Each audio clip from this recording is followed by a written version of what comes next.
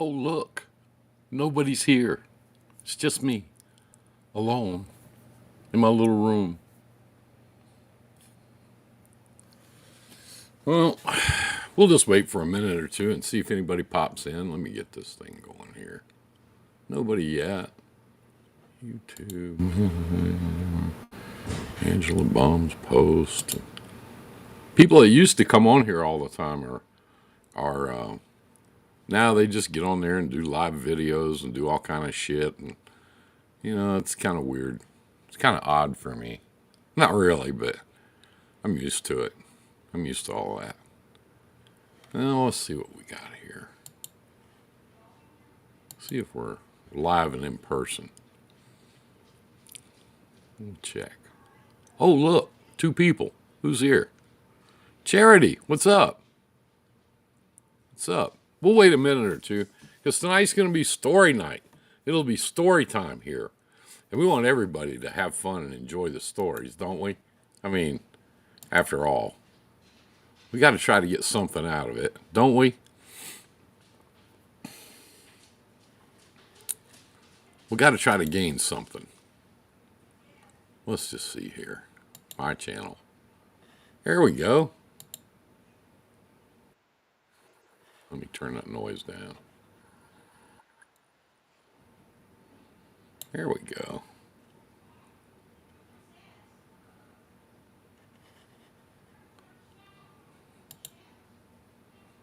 Okay.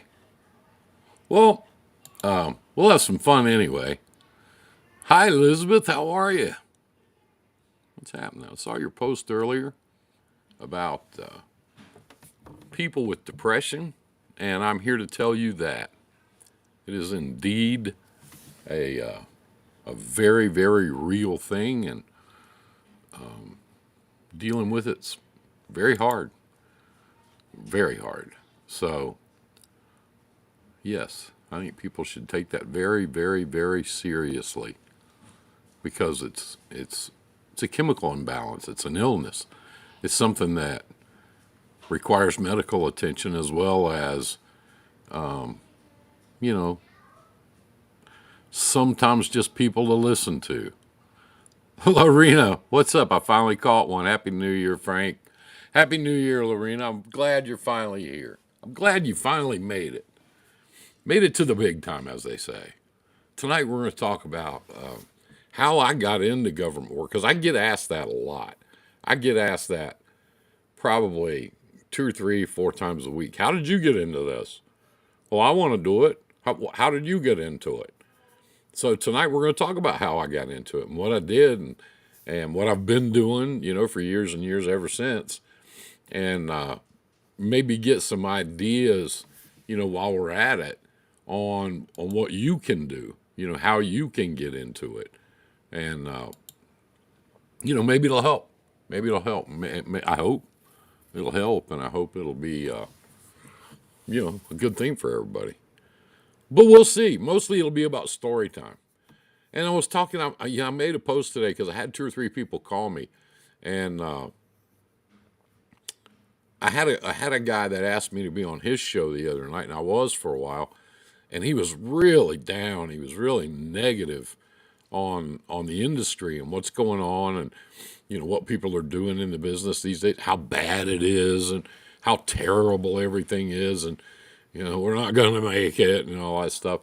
And the first thing that occurred to me when I hear people like that, what I learned from them, really quick, is that most of those people that talk like that, most of those people that have that kind of an attitude are they're playing around on the low boards. They're playing around on spot freight. And because you sit and watch them make a couple of comments or listen to them, you very quickly find out that they're not dealing with a direct customer, and they're not dealing with those kind of problems, those kind of things that pop up when you do have, when you do have direct freight. All they're really talking about is what happens all day, every day on the low boards. And, I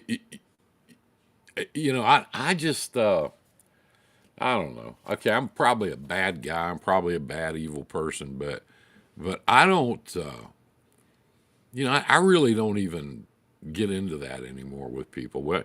I've talked about that. Alyssa, how are you doing? I don't really get into that anymore because, we've talked about that for years and trying to get away from it and trying to, go to the next level and get your business to the next level and do that kind of thing.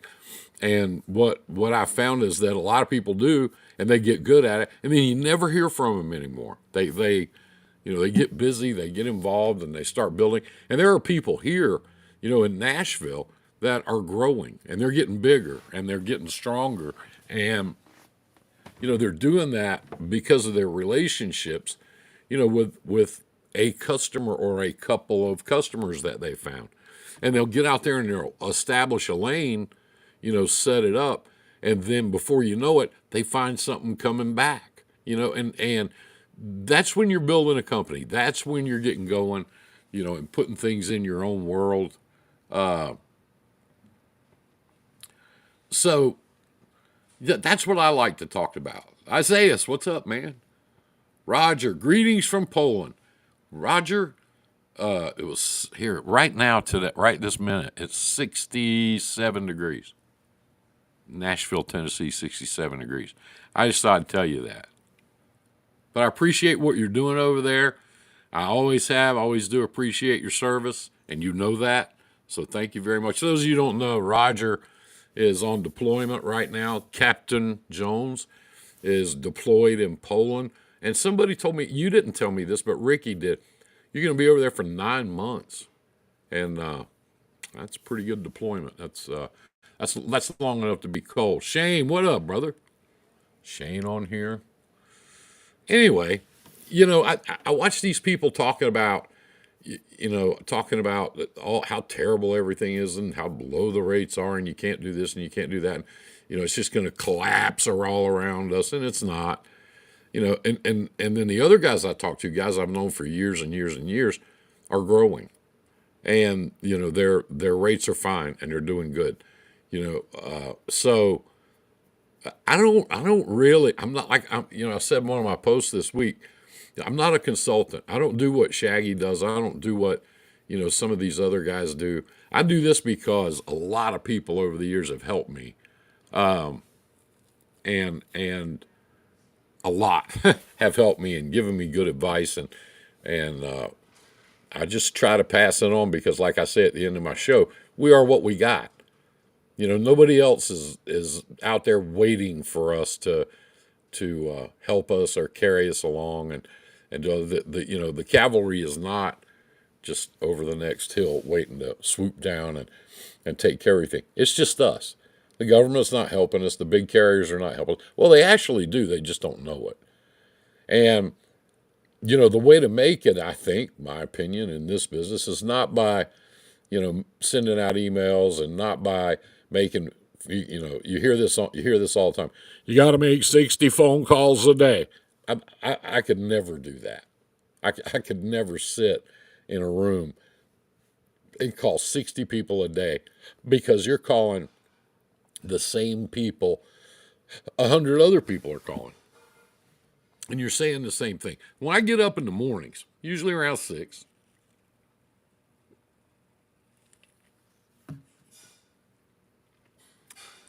I go around and, hey, Deb Dingo, what's up? Jonathan, what's up? Shane says, I'm spot market and growing. Well, there you go. That's because you know what to do. And I'm not going to argue with people that say I'm spot market and growing, but I do think you could do better for yourself and your company. And that's up to you. I'm a firm believer in, we live in a country where people should do any fucking thing they want to as long as it doesn't hurt somebody else. But you could do better. Anyway, I've had a direct account now for one of them for 21 years. And we do dedicated work for them and have for 21 years. And a good relationship. I have another account that I've had for 17 years. And I work really, really, really hard at making sure that I don't get kicked out. I keep my service up. I keep my communication up. I do all those things you're supposed to do. Oh, Frank does. I don't anymore, but I help him. And we're very, very protective of our customers and our business relationships with them. And I can't imagine. I can't even imagine. Going back to the days of dealing with brokers all the time. I mean, I just I don't know how people do it. I wouldn't want to. I'd honestly, God, I'd open a couple of pizza joints and call it a day. Anyway, we're going to talk about government, how I got into it. We've been on here now for how long have we been on here? Long time. Anyway, I'm gonna get it. Here's how I got into it. I was working for a great big company, and I was a regional director of logistics for this company. It was during a period of time many years ago when I was so much smarter than my father, and I knew so much more than he did. And that poor old man just doesn't know anything. I knew more. I was smarter. I was tougher and younger and all that stuff. So I went off on my own, and I wound up working for this great big company, real big company. And while I was there, I got promoted a few times because, like I said, I was indeed the smartest man in the whole fucking world. So, I mean, there you go.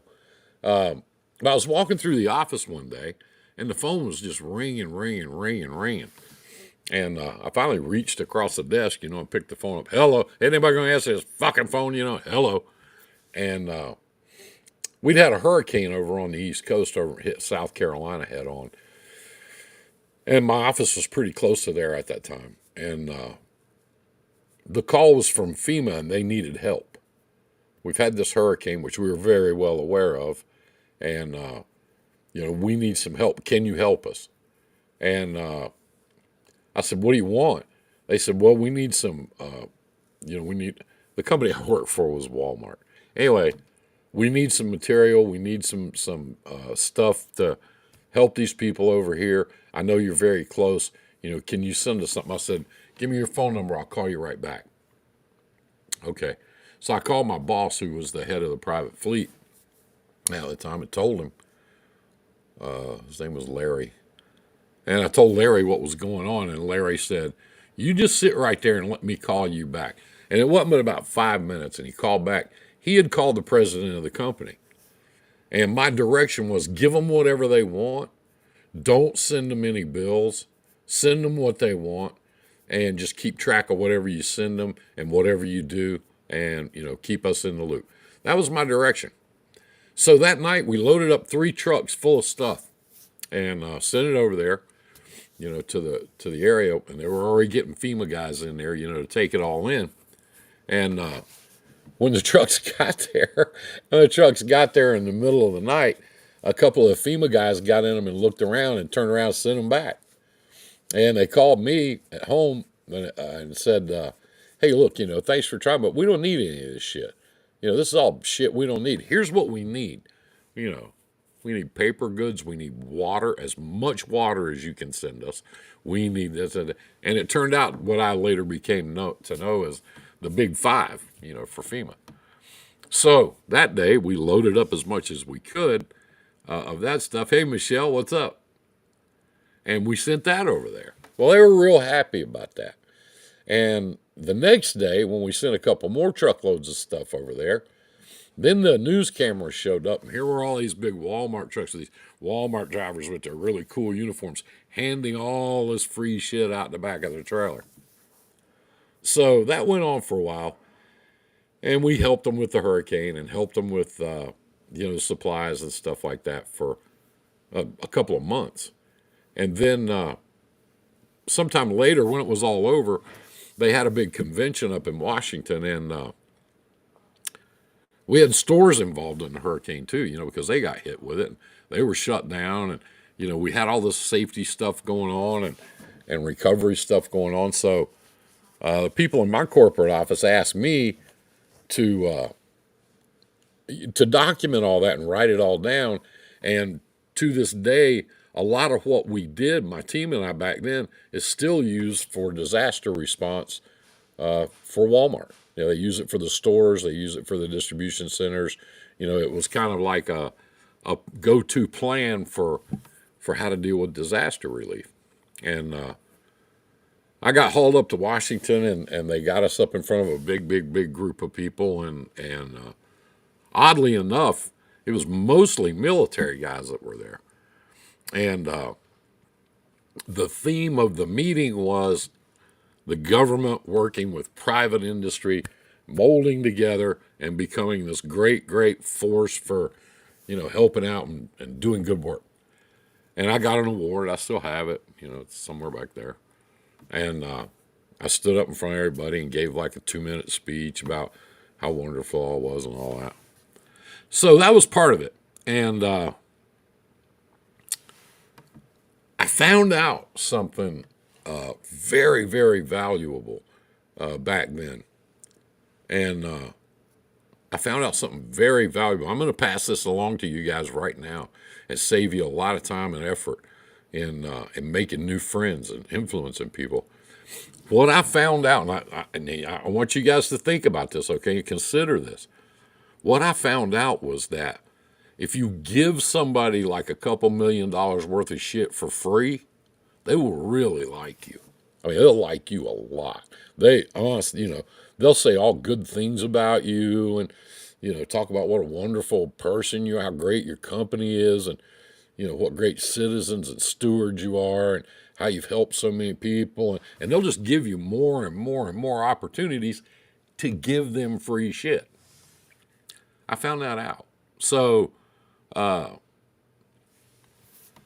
yeah, Jonathan's right. I walked around a couple of the conventions and stuff and got to know a lot of people. And lo and behold, about 2 or 3 years later, I left the company and went back to work for my own company. I had a partner. And a lot of what he and I did in the beginning was helping people write proposals and write agreements for carriers and brokers to do work for the government. All that stuff, you got to have all your paperwork in order. And if you want a big long-term contract, you've got to make a proposal. You got to meet all the guidelines. You got to, meet all the requirements and all that. You got to submit it. It's got to go through. You might be in competition with, 15 people. You might be in competition with nobody. You don't know. You never know. And so we were helping companies do that. A lot of big companies, we were writing their proposals and, checking them out and doing that kind of thing. That's part of the reason when I see somebody on the internet going, yeah, we're going to write some contracts for you. And I'm thinking, yeah, no, you're not. Good luck with that. But anyway, we were doing that. And I was sitting up. I was doing a consulting job. And at 10 o'clock at night, I was sitting in my apartment because it was remote. It was away from here. I was sitting in my apartment reviewing contracts. My partner sent me some. He would have some, I would have some, and we'd go through them at night and, do our little red lines and check, correct the spelling, correct the verbiage, correct the proposal. And if they needed anything, we would send them notes on what they needed to add or delete, that kind of thing. I was sitting there. And I looked at one of these contracts, and I called my partner. And I said, I'm sitting here looking at these contracts. And he goes, yeah, me too. I said, if this company gets this contract over the next 2 years, they stand to make about $8 million. And he said, yeah, so what's your point? I said, well, we're on the wrong side of this business. We're on the wrong side. I said, we should have the authority. We should have all the, necessary requirements done. And we should be going after these contracts instead of telling other people how to do it. So that required some thought and some decisions because, at that time we had built up a pretty good client base. We knew a lot of people and a lot of people were sending us work to do. And we stood the risk of if we started doing it ourselves, that would put us in direct competition with our customers. And Frank has name recognition and they give him contracts based on his name, I bet. Yes, that's true, but there's a little more to it than that. Anyway, we called around and we sent out memos and messages to our this fucking thing, damn internet thing. We sent around to all of our current customers and said that, what we're going to do from now on, we're going to be in competition too. We're going to go after some of these contracts ourselves. And when we did that, much to my surprise, we only lost one customer that we were doing work for. They said, well, we don't want to pay you to write our contracts, and then you can turn around and beat it, and, kick us out. And so, we're not going to do that. So they left. The other people said, well, you know what? There's plenty to go around. And if you see something you don't want to do, put us onto it. And that's when I learned a really, really important lesson. Okay? If you're going to get into the government business, don't be shy about networking and working with your competition. Okay? For years and years, when we were doing it, it was about 70% of our business at one point. But a lot of the leads and a lot of the ideas and a lot of the work that we did came through our competitors, because somebody would get a contract or an offer for a contract, and they'd call us up and say, what do you think about this? And we're not big enough to do it, but maybe if we partner with you guys, we can. So we started doing a lot of that kind of work, and we did it all the way through. We had a couple of friends up there that were contractors, and when they got a contract, if they needed help, they would call me. If I got a contract, I needed help, I would call them, and vice versa, and go back and forth. So when you're doing disaster relief, like I said, this is a lot of what we did back then. When you're doing disaster relief and you got 300 trucks rolling, and they call you and they want 100 more, it's just too many to manage. I mean, you got to have so many people going 24 hours a day, 7 days a week while that's going on. And if you don't have those people, you don't have that staff, and you don't have that system, and you don't have enough money to cash flow it, because you have to cash flow all that work, okay? You can't, factoring companies will not touch it with a 10-foot pole. I would call my friend, the competitor, if you will, that I knew very well, and say, they're calling me wanting 50 more trucks and I'm tapped out. And he'll go, let me work on it, Frank. I'll get you some trucks. Then here we go. Now they're working on it too. And I would call, FEMA back, and I'd say, hey, dude, I'm tapped out, but Jed can get you some trucks. I just talked to him. Okay, man, we'll call Jed. So the next thing you know, we're working together. We're dispatching together. We're, in this thing together. And it worked good, for everybody. And, I've told you guys, and I'll tell you again, I just want to make it real clear, that if you're new to this, and I'm not going to redo everything I've already done in my past shows, I'm not going to do that. We've done it and done it and done it until we're blue in the face. If you're new to government work and you've never done it before, FEMA's not the place for you to start. You're not going to make it. You're going to fail. And that's bad, because if you fail and they kick you out, you're not coming back. They won't have you back. There's none of this, wait 6 months and call them back and say, I screwed up, but I got it together now. You're done. You're out. And they don't care. And they're not nice about it or friendly about it or any of that. So that's how I got started. That's how I started in the business. And, like I said the last time we talked about it, when the last time I did a show on government, I rewatched it. I didn't feel good about it, because I wanted to redo it. And this is kind of it. Bella, what up, baby? I wanted to redo it because I just wasn't happy with it. I spent too much time bitching about FEMA and bitching about this and that. So what I want to do now is kind of give you an overview of where I went, once I started. And I did start with FEMA. But it was purely by accident. So I don't recommend that you do that unless you've got, all the money in the world and you can cash flow it. So as far as getting set up, and right now I've had a couple people call me, and they've tried to go in through GSA to get set up, and GSA keeps pushing them over to SAMS. That happens a lot. Do it. I'll tell you why. GSA is very short-handed. They're very short staffed. They've had budget cuts. They've had a lot of things go on up there. So what they're doing is just pushing the work off to somebody else. Okay. You can go through SAMS, SAMS. You can go through SAMS and get set up. It's a little more tedious. It's a little bit harder, but you can get the same thing done. And you don't have to wait for GSA to open the door and say, okay, come on in. You can go on in there with SAMS, right now and get set up and get into the TMSS program. That's Transportation Management Services System, TMSS. Once you get set up and you get your carrier number, you can jump in there and start putting in rates and start looking at the freight and start looking at the different things they got going on. Then once you kind of sort of get the feel for that, then you can jump into U.S. Transcom, which is military. What happened to us was when we started doing work for some of these other companies, USAID is a company that's right across the street from FEMA. And they do the same thing FEMA does, but they're global. They're not just in the American territories like FEMA. They are global. They're all over the world, USAID. And, they ship a lot of the same disaster stuff, but they ship it globally.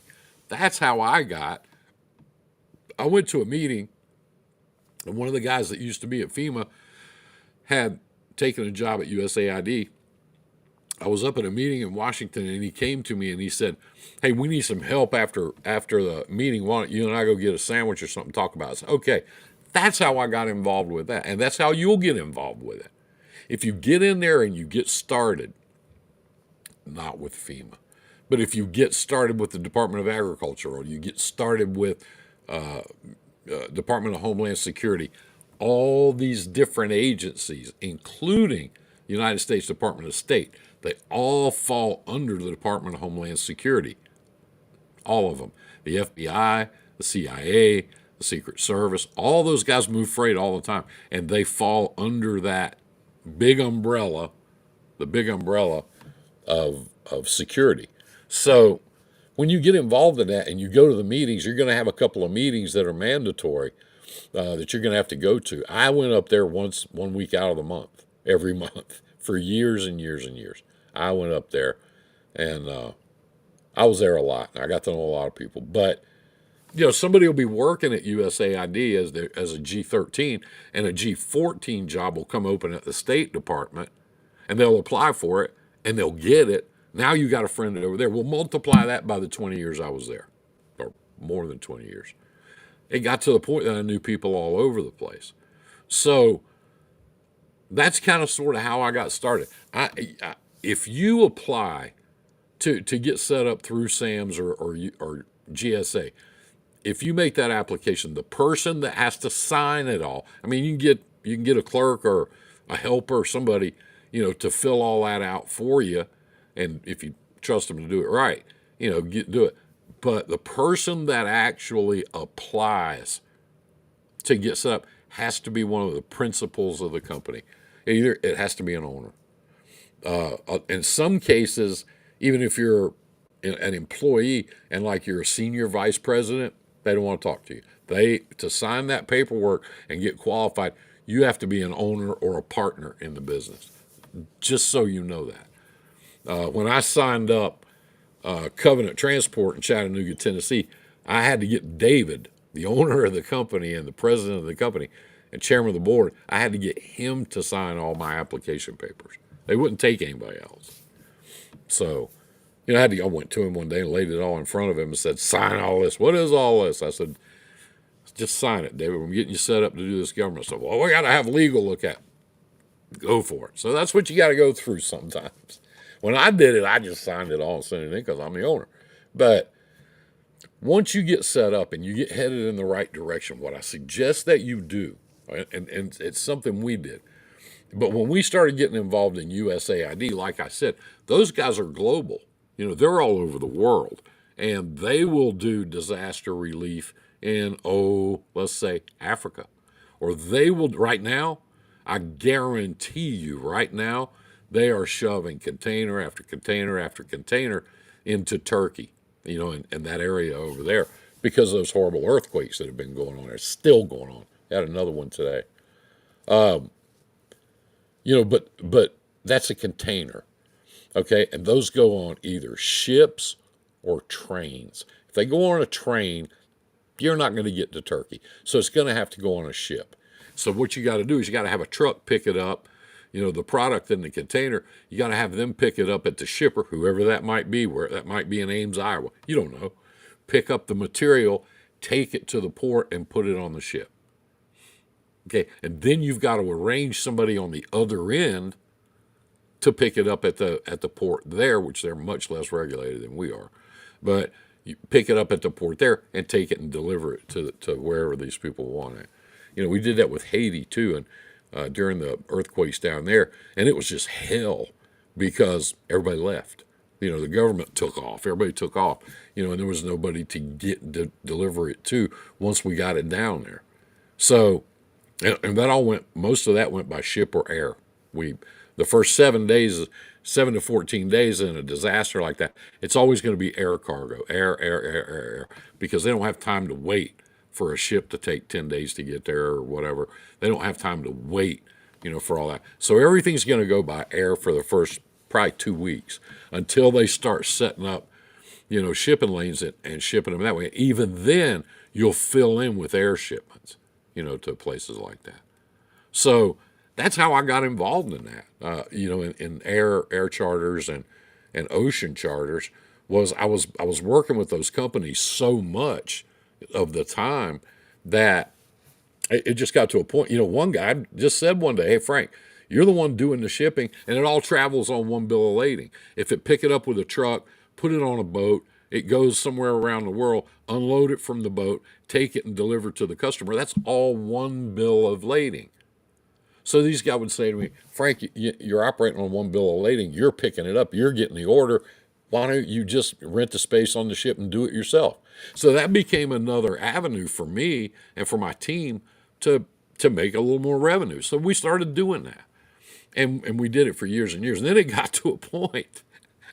It got to a point, I'll just tell you, and I know you guys are on my FG page and all that stuff, we're all trucking people. It got to a point I didn't even want to do the trucking anymore.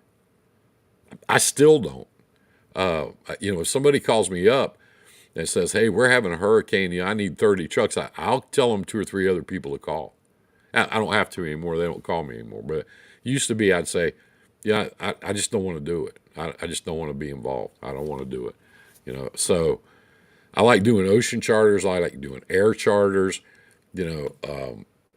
because it's that part of it, that part of the supply chain is so much easier to manage and so much easier to deal with. I could get an entire barge, okay? I could get the whole barge going to Haiti, the whole thing. I could rent the whole barge with the tugboats and everything for $17,000 a day. The whole thing, and ship 200 trailers on it, containers. The whole thing. Takes 5 days. Do the math. So they're doing the trucking part on this end and dealing with all that and dealing with all the carriers and all that stuff. It just got to a point that I just didn't even want to do that anymore. I just didn't even want to mess with it. So I still get calls from people, that I've known for a long, long time up there. One of the last things I did was a guy had some little robots that they had imported from somewhere, and they wound up in a warehouse in Arkansas, of all places, Little Rock. And they called me up, and they said, "We got these 21 loads coming from Arkansas to D.C.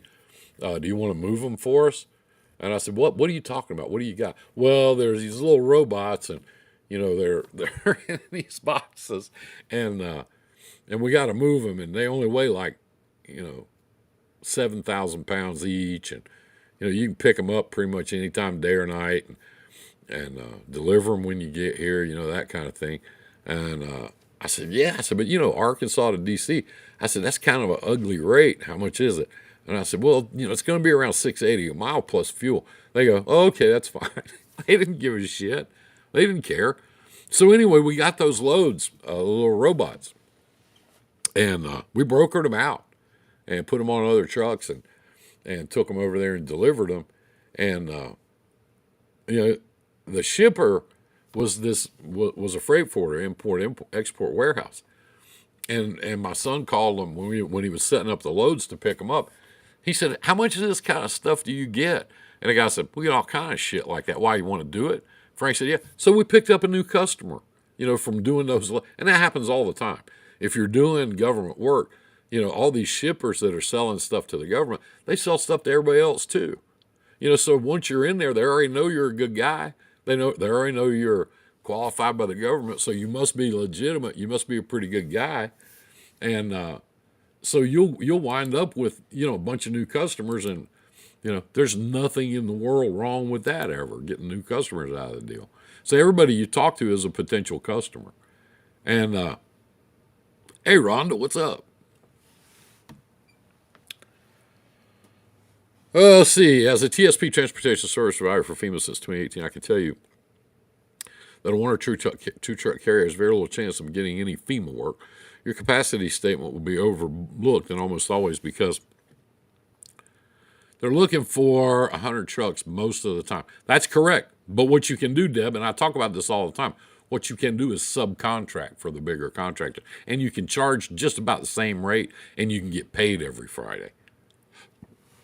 I don't suggest that people, unless you're subcontracting, I don't suggest that a new carrier or a new broker get involved with FEMA anyway. Most of them can't cash flow it. Most of them can't pay the bills. So when FEMA looks at a one or two truck carrier, what they see is, yeah, you might be able to work for a week or 2 weeks or 3 weeks, but then you're going to run out of money and you're not going to be able to do it anymore. So, that's part of what they look at when they're dealing with smaller companies. And you just want to get the job done. They just want it off the table. USAID is a different story. They'll work with you all the time, and they're great to deal with.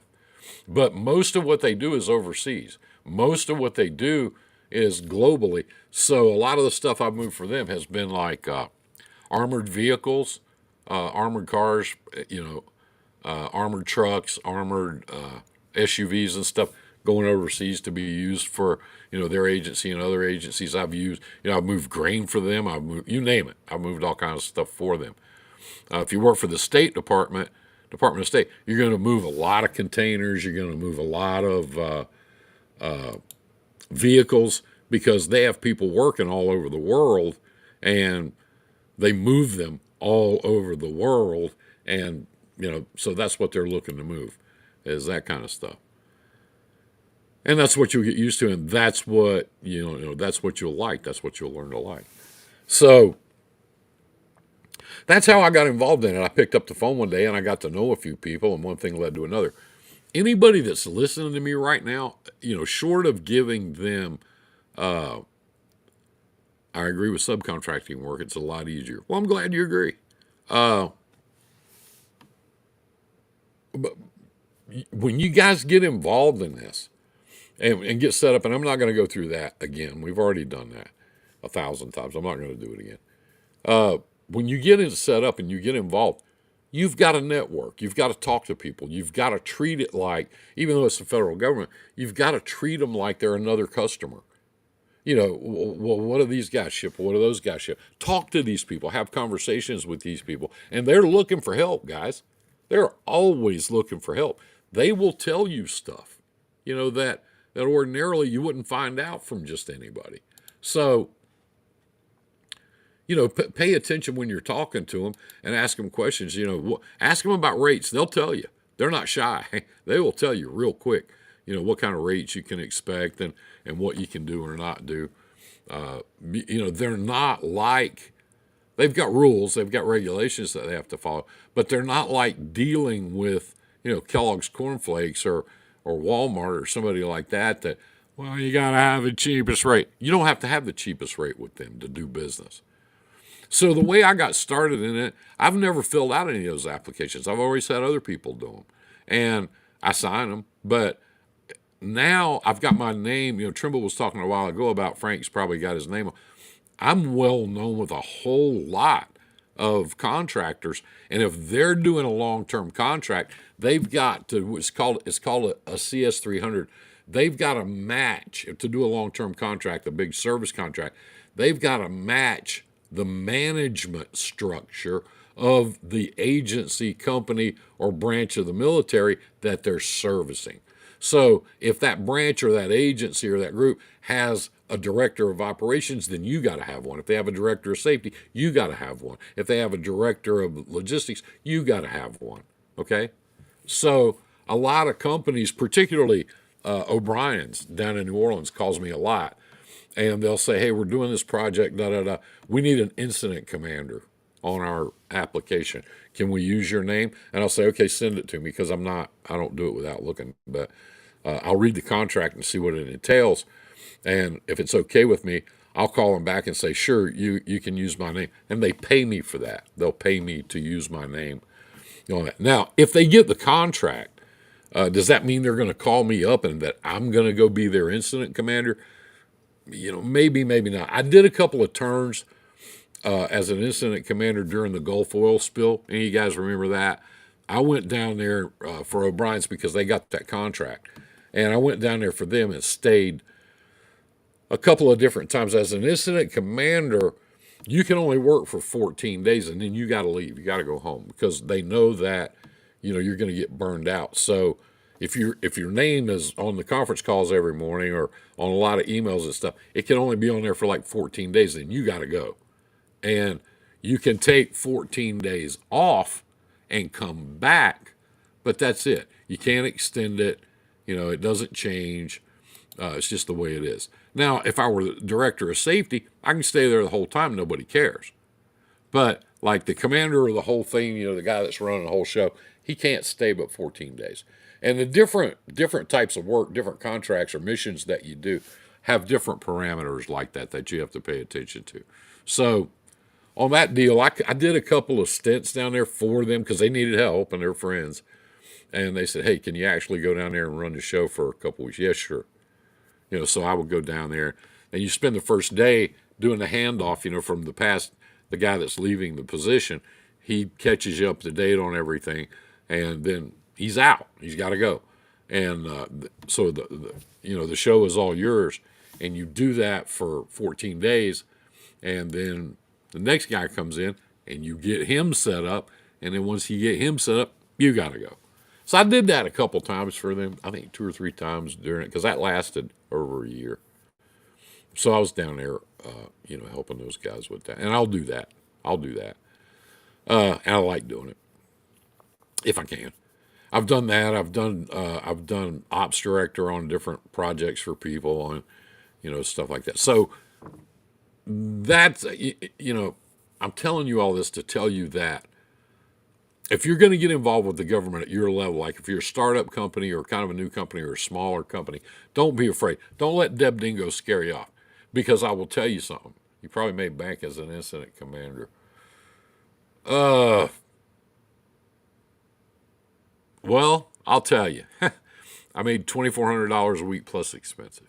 That's what I made. They flew me down there. They put me up. They paid me I think it was $126 a day per diem for food and incidentals and stuff like that. And I got $2,500 plus some other stuff. It's hard. I mean, you'll earn it because you'll stay up 20 hours a day. Your phone rings the whole time you're. That's why they won't let you stay there. That's why you got to get out. Now, let's see here. Hold on. Facebook is acting up, and I'm getting to a point, guys, that I really fucking hate Facebook. Like the whole time we've been talking, I've been having to struggle back and forth to see. It's Mike Color. Okay. Because the Facebook thing keeps blanking in and out on me. Piece of shit. Anyway, to get involved in it, it's so big. Once you get set up, once you get your SAMS number and your TSP code, and you get set up and you start to get into these different agencies and different things, and it's stuff like you'd never think about it. For instance, National Archives. You've heard their name lately because it seems like everybody that's ever been in or around the White House for the last 30 years steals classified documents when they leave. All of them do. All of them. It's not just Trump. It's not just Biden.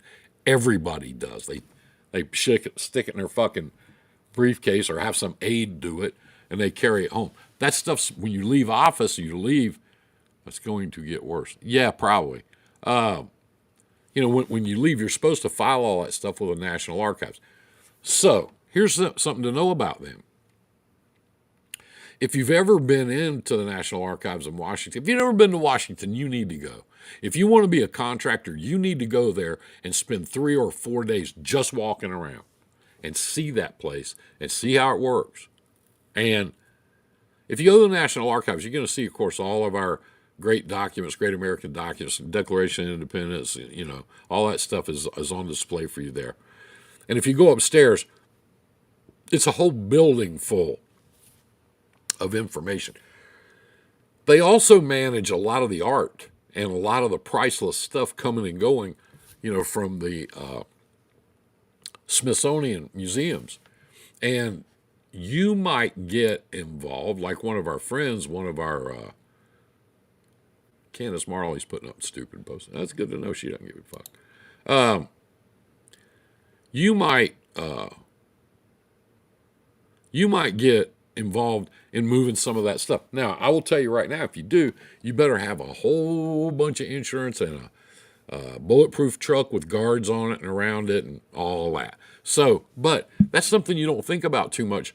There are people up there moving priceless things around. There are also people up there moving toilet paper around. There are also people up there moving all kind of shit around. And if you are a TSP, you're going to see it. You're going to see it in the systems there. And, that stuff's going to be quote unquote available to you. So, it makes a big deal. It makes a big difference. And there's all kind of stuff to get into. Get qualified, get set up, find a place to work in there that you're comfortable with. I like to say stay in your lane. If you're pulling dry vans and you're working in a certain geographical area and that's comfortable to you and it works for you, stay there. Stay there. Don't try to get into this thing because they're the biggest customer you'll ever have in your life. Don't try to get into this thing and become, what used to be a regional or super regional carrier and become global. You're not going to do it overnight. It takes a long time. You have to learn people. You have to meet people. You have to figure out how it works. You got to get involved in it. Because even if you're a minority, and there's 42 or 3 definitions of minority for the government, even if you're a minority, even if you have a very specialized thing that you do, it doesn't matter when it comes to doing the work, because you still, even if you're a minority, you still have to be qualified to do the work. You can't just call up and say, I'm a service disabled veteran American Indian, give me all the work. They're not gonna. They're going to say, okay, who's your staff? Who do you have on staff? And you better have a me or a bunch of guys like me. You better have those people on staff, because if you don't, they're not going to talk to you. If you haven't done it before and you're not qualified, you're not going to do it. Now, there's a million other loads every single day. Dry van, drop deck, flatbed, reefer, you name it. RGNs, short trucks, hot shots, which, as you well know, I don't get into that kind of work. But all that stuff is moving around, for the government and under a government agency all day, every day. It's there. And they pay their bills. So it's a great thing to get into. Get in there, get into the SAMS program. That's what Deb Dingo had to do to get set up in the beginning. She went through SAMS. Deb, I was telling them earlier, I don't know if you're here, GSA's pushing everybody over to SAMS now because they don't want to do the work. So I wanted to tell you how I got into it. And the main thing that I can get through to you, the main thing that I wanted to impress upon you is that once you get started, once you get set up in there and get moving a little bit and get a little bit of blood flow, then you network. And people will network you. If you do a good job, if you're a good provider, your name will get around. People will talk about you. Those guys will talk. They call each other or see each other at lunch, and they'll say, we've been trying to get these guys to move this reefer stuff, but man, they're terrible. And they'll say, well, we used to use this guy Frank over at USAID. He was pretty good. Why don't you give him a call? Then you get a call. One other thing I want to impress upon you about government work is it is incredibly, and you just need, I'm not trying to tell you bad stuff. It's a great deal, and it made me a living, okay? It made me good money for a very long time. And I don't regret 1 minute of it. No, I do not. You might say, well, Frank, you must have. You don't do it anymore. When my son took over the company, he didn't want to do it. He wanted to go more to the commercial side for several different reasons. But one of the big ones is the one I'm going to tell you now. It's incredibly time consuming. I don't care who you are. I don't care if you have one truck or 30 trucks. I don't care if you're a broker or a trucking company. I don't care. It is extremely time consuming. Those guys are very picky, very picky. Deb says Sam's is a long press. It is, but right now, it's the only thing available to you. GSA's pushing everybody now, Deb. They're pushing everybody over to Sam's because they don't want to do it. So that's what's available. Take what you can get. Anyway, you guys, I want to pitch this real quick, and I don't usually do this, but I'm going to. Government bureaucracy, yeah, at its very finest. I've got a YouTube channel, and the name of it is Frank G. Trucks, just like my name, Frank G. Trucks. And if this fucking piece of shit, Facebook keeps, I've been chasing it ever since we've been on here now for 51 minutes. Trying to get it up, trying to get it down. If it keeps fucking up, I'm going to quit this shit and just go over to YouTube. So if you guys would please go over there and subscribe to my channel, because I'll still announce it here and all that stuff, but this place is fucking miserable. Last couple weeks, it blinks in, blinks out. I know you can hear me, I know you can see me, but I can't. It'll just blink out. It'll go for about a minute and blink out, and I can't see or hear anything. And I'm tired of fucking with that junky shit. Can't see any comments on YouTube. Let me look. There's a couple. Not very many people are over there, right? There's only 5 people over there right now. And sometimes people just don't make comments. Mara the Stepdecker, hi. She's on there. Bella, Denisha. Yeah, there's a couple people on there making comments. I just like YouTube better. It's cleaner. Jonathan Trimble's over there. Everybody's over there. It hasn't blinked out once, and it's a lot clearer over there. I'll tell you that. And this piece of shit Facebook. I about had enough of Facebook anyway. But anyway, please go there. It's the man in black throwing salt in your game. Yeah, I guess. Logged in over there just in case you hit that hot button. All right. I just looked over there, and it's working. Rhonda did that. Yeah, there's comments over on YouTube, Michelle. I don't know what you're looking at. I can see them. And everybody's got a different name on YouTube than they do on Facebook, so that takes me some getting used to. Jonathan's the same, Mars the same, but all these other people, I know you're friends of mine, and I just don't know who you are. But anyway, that's how I got started in government, kind of sort of by accident. I kind of got referred into it, and I met some people. I went to, yep, that's the link. I went to a couple of the meetings, which, by the way, their carrier meetings, their service provider meetings are wide open up there. You can go there yourself. You can get in the car and go there. Not me, same name. Right, me too. You can go there and go to those carrier meetings and sit on them, and you can meet everybody in the room. I mean, honestly, it's a great thing to do. As far as networking and getting your name out there, finding out some work, you can go to those carrier meetings. You can walk right in and sit right down. And they're always looking for people. The first thing they'll do is get up and they'll say, hi, my name is Bob. I'm from USAID, and we need 32 carriers today. Damn it. How many of you are new? How many of you are new here? And they're looking for people. So if you can afford it, you can go there and do that. You can get on the phone and network and use your network, talking to those people up there. And they'll refer you, say, go, who else do I need to talk to? You know anybody at the State Department? Go talk to them and haul containers for those guys. Pays a hell of a lot more in the ports, guaranteed. Anyway, there's so much that you can do. There's so much networking. It's weird for me to talk about because I'm not a consultant.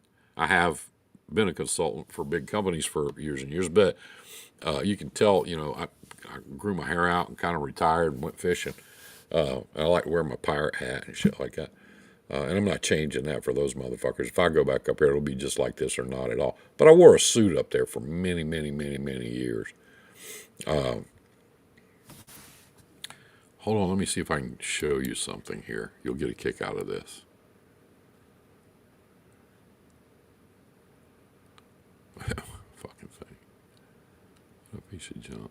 Comment. That's crazy. Yeah, fucking Facebook. I was going to show you a picture of me when I was doing a lot of government work. It won't let me. Piece of shit. Hold on, let me change something real quick. I hate Facebook. I'm so sick of it. Most of it's a bunch of assholes and dickheads anyway. Oh, let's see. See if I can put something in here. Yeah, that's working. Still won't let me put a picture because they suck. I'll put it in the group later. Where is there? It's a trucker's tale. I'm a trucker's tale on YouTube. Resemble that comment. Anyhow, see, I changed names, I changed everything, and it just clicked out on me again. It keeps doing that. I hate it. What a piece of shit. Once you get in there, once you get involved, you'll see what I mean. There are some, if you do certain things, if you do certain things for the government, they're going to require that you show up. For instance, here you go. I'll just tell you right now. If you become a carrier for Frank, you have some questions on YouTube. Oh, okay, I'll jump over there in a second. If you become a carrier for FEMA and you're active for them, you're going to have to go to about 4 meetings a year up there. And they're mandatory. You have to go. And if you don't go, you're out. You're out. You got to show up. You got to go to their meetings. So there's a lot of other meetings going on. There's a lot of different stuff like conventions, that kind of thing. And those are going on all the time. And you have to be able to attend and participate in those things. Once you do, it'll become honestly, it'll become second nature to you. You'll get used to it. It'll even get to be like with me. It'll even be boring, and it is very time consuming. You got to spend all your days on your computer. You got to spend all your time on paying attention. Yeah, it's better on YouTube. Yeah, it's a lot better over here.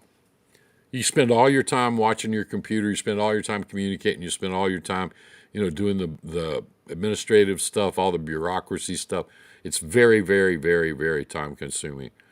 I will tell you this. I made a lot of money doing government work over the years. I did. I worked hard at it. My team worked hard at it. We were good at it. We knew it. We met a lot of people. I went up there once a month for years. I was up there for 5 days a month for a full work week out of the month. I very, very, very seldom missed it. I was up there for the meetings. I was up there to go to lunch with people, meet people, get to know them, that kind of thing. And the more you do that and the more you network, the more people the more stuff, that they send your way. So it's very, very... it's very time consuming, but like I've been saying, it's also very, very profitable. It is. And it's good work. It's enjoyable work. They always pay their bills as long as you bill them right. They always pay their bills. They always do what they're supposed to do. And once you get into it, once you get involved in it, it's very addictive. It's very, very addictive. And there's so many, don't let me scare you with this FEMA stuff. Just don't go there. Don't do it. Unless you can, unless you can float $500,000 worth of freight bills, you're not going to make it anyway. Stay away from those guys.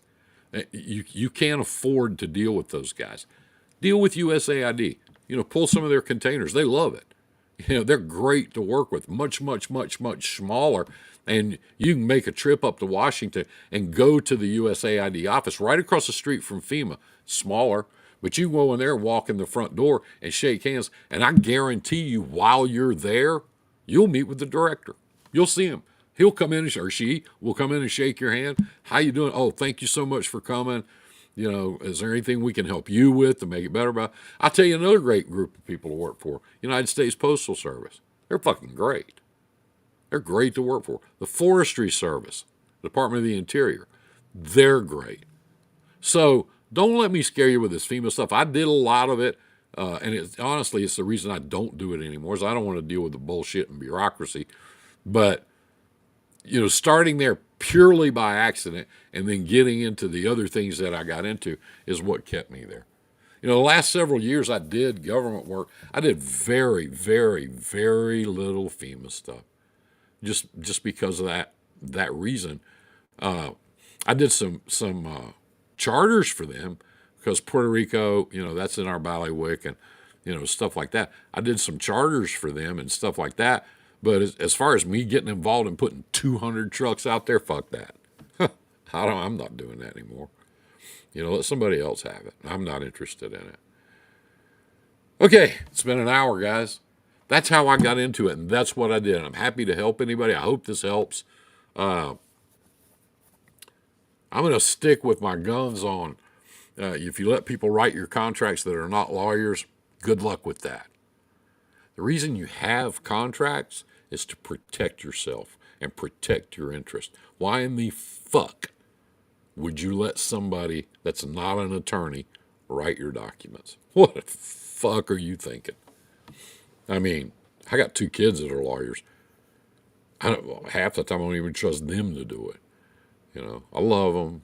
They're cool. They eat a lot. They're eaters, that kind of thing. And give yourself a transportation lawyer, not just any lawyer. Bullseye, you're always a help, big brother.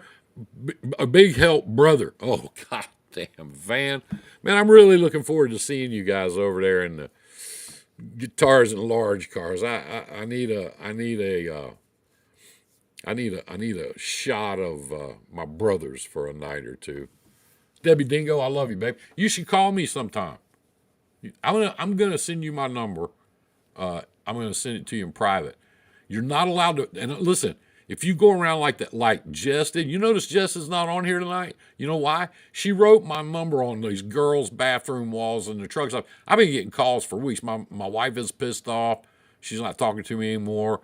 Because these women call. Is it true what Jess put about you? Of course it's true. I just don't want everybody to know it. I mean, damn. Put my number out there in the public.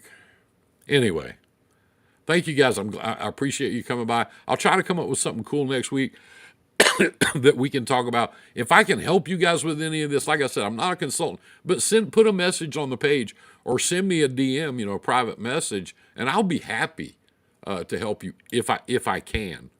I'm really only interested in Forest Service, Departments of Agriculture, and Interior. I agree 100%. I agree 100%. It is so, they're so cool to deal with. And FEMA's not. FEMA's a bunch of weirdos. My oldest son's a lawyer. I still use my business attorney for all my contacts. I have a separate attorney that does my patents and trademarks. Yes. Thank you, Van. Thank you. You don't let people... I don't know. My dad told me one time I was out in the middle of nowhere in one of his trucks. I had to call a mechanic because it got over my head and I didn't have the right tools. I didn't know what to do. I said, well, Dad, I can go to the store and buy some tools and fix this myself. He said, son, call a mechanic out there. In fact, I'm calling somebody right now. He said, let people that work on trucks. Let people that drive trucks. It's the same, people. It's the same. Let attorneys do legal stuff. Here's some, when I said do that, I got a little bit of an argument from a couple. Isaiah said, well, they don't know transportation. What they do know that you don't know is law. They do know that, and you don't. If you want to put addendums in there, if you want to make different references, fine, dandy. Let the attorney do it, and let the attorney put his name on it. And then that way, when it comes back to bite you in your fucking ass, because that's when you need a lawyer, that's when you need a document, when you're already up to your ass in alligators. That's when they come in handy, see? When it comes around, you say, gee, Frank Griffin wrote this for me. You say, liability. Stay out of it. Stay out of the liability business. You'll feel better. All right. I'm going to bounce out of here Tuesday night.